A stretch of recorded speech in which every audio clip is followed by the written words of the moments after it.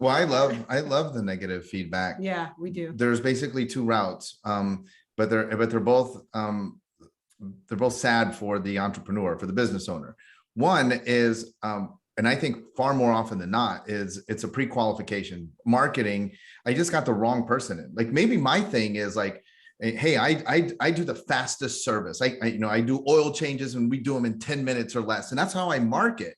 And then I get a bad review that says like I felt rushed. Like, well, no, that's the MO, right? That's the brand. We do it fast, right? And so I would have to say though, in that case, like, how did I get that person? Yeah. We talk a lot about pre-qualification. Am I communicating my brand message adequately? And then the other one is it's absolutely the right person, but I tripped up, right? Like they didn't put the filter back in right, and I'm like, I need to address that, right? So either way, there's something for me to do. Either I didn't filter on the front side with my marketing and pre-qualification. They honestly weren't a good fit, but I still need to address that. I can't keep bringing all of the wrong people in. Or I had the right people and I just didn't deliver, and I need to address that as well. I think that to this age of reviews, people are like, you get a 1-star review and people are like, oh my gosh, I remember in chiropractic practice and in Lacey's practice, she received a 1-star review, but everything they wrote was true. They were like, oh my gosh, I went in and everybody was like all super smiley. And the place was like, it felt like it was like a spa instead of a medical office. They gave me, but it was like everything they said was true. But their lens was that it was a 1-star because that wasn't what they expected. This is a marketing issue. Yeah. And so we shouldn't cry or be devastated that you get a 1-star review. Also, look, consumers, if you only have 6 million 5-star reviews, that's a little bit suspect too, right? Like people are like, are these real reviews or not? Mm-hmm. Yeah. I was going to say, I think too, that little stack that they didn't want to look at, a lot of times people don't want to see it because the stuff that people have a tendency over and over to say that they don't like, if they were pre-qualified and they were a good fit, are the stuff that you personally can't let go of. It's the stuff that you love in your business. And so really it's for you and it's not for your ideal client. And that's actually where we see our clients get hurt the most, is when they're attacking something that they love. But I'm like, but that's for you. And the business isn't supposed to be built for you to serve yourself. The business is supposed to be built for these other people. So we need to give them what they like. And so sometimes it's like, oh, I don't want to look in that mirror, and so that's why that pile stays over there. I love that insight because there's this interesting dynamic of many entrepreneurs got into entrepreneurship because of the lifestyle that they wanted. So common that someone's like trapped in a corporate lifestyle.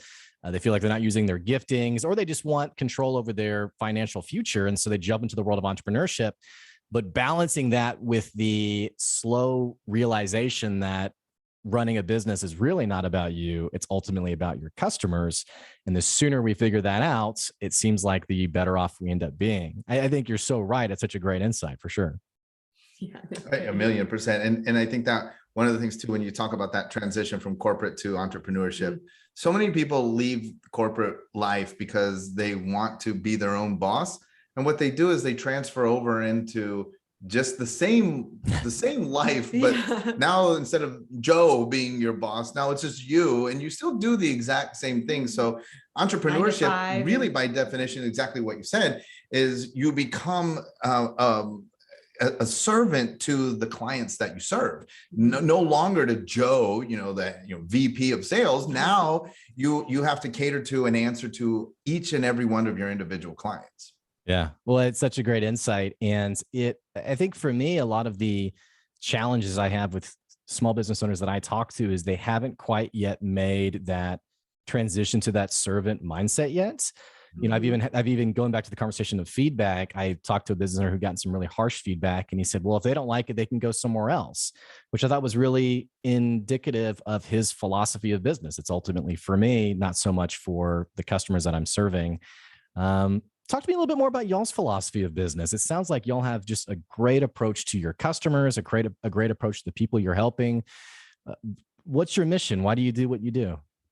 Well, very early on when we, didn't, like we talked about, when we were in a place where we didn't have a lot of money, financial freedom, we knew that we had to invest in a coach. And actually the first coach that whoever invested in was Michael Port. He wrote the book, Book Yourself Solid.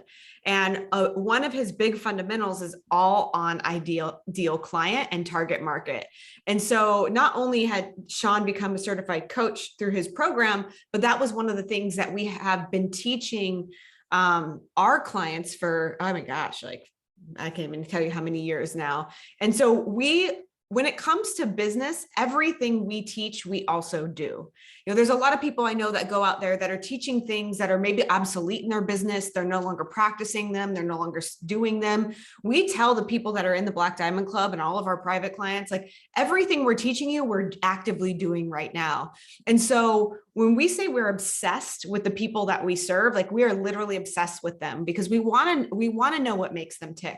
We want to know their likes and dislikes. We want to know what wakes them up and keeps them up at night and what they're looking for and what they desire. And so we work really hard on creating a business that surrounds those individuals, because when you get that right and you put a bunch of people together, that's when you really get that connection and community that we're talking about. So as long as we hold true to those individuals, then our business always has flourished and grown. So we teach that concept all the time. Yeah, it makes me think of, I had a guy on the podcast, Patrick Stewart, who runs Apricot Lane Boutique, and it's a women's fashion retail store. And in a time where it feels like retail is really dying, his brick and mortar retail, excuse me, his stores are exploding. And what you said reminded me of a comment he made. He basically said, our culture today, our sales culture is so mass number driven.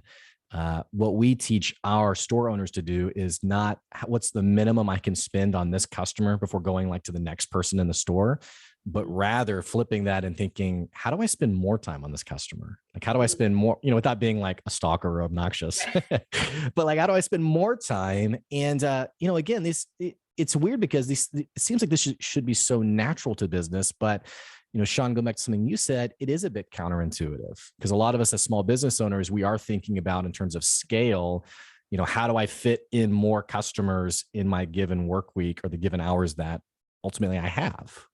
So I think that, look, and we just lived this, year plus of time where, things might have been difficult for a lot of people.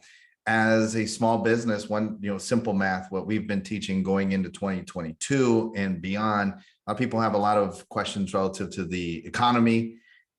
Again, a counterintuitive thought. What if I had less customers, but I was able to charge them more and I was able to spend more time with them? And as a result of that, I got a better result or they got a better experience.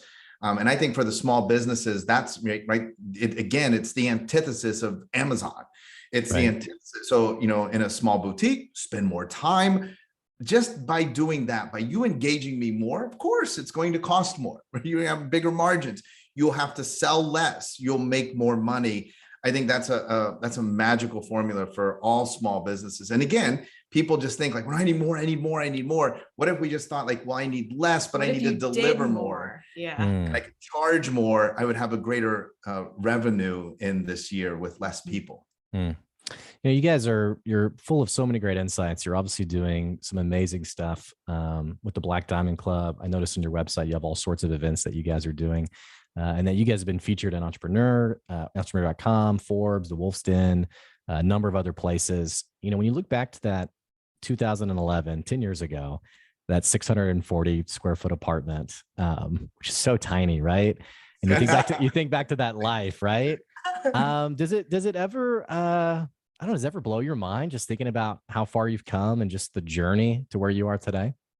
All the time. Yeah. I mean, I tell Shawn that all the time. I wake up and I'm just in awe, like, because they always say that, like, you don't know what you can accomplish. You don't know what you can have. You don't know what that life looks like until you start to get there. Right. And sometimes I wake up, we just bought our second home. We're here in Naples, Florida. We have a home in Indiana. And I said, I never thought coming from that teeny tiny apartment with a hand-me-down couch for our kids, that we would have 2 homes, right? And I always say I feel so blessed, and it's like I still wake up and I'm like, how did we get here? I know the journey. I lived the journey. I went through all of the ups and downs, but it really is a testament to the individuals that we serve, their belief in us. And I mean, if it wasn't for them, we wouldn't be here. But yeah, it's definitely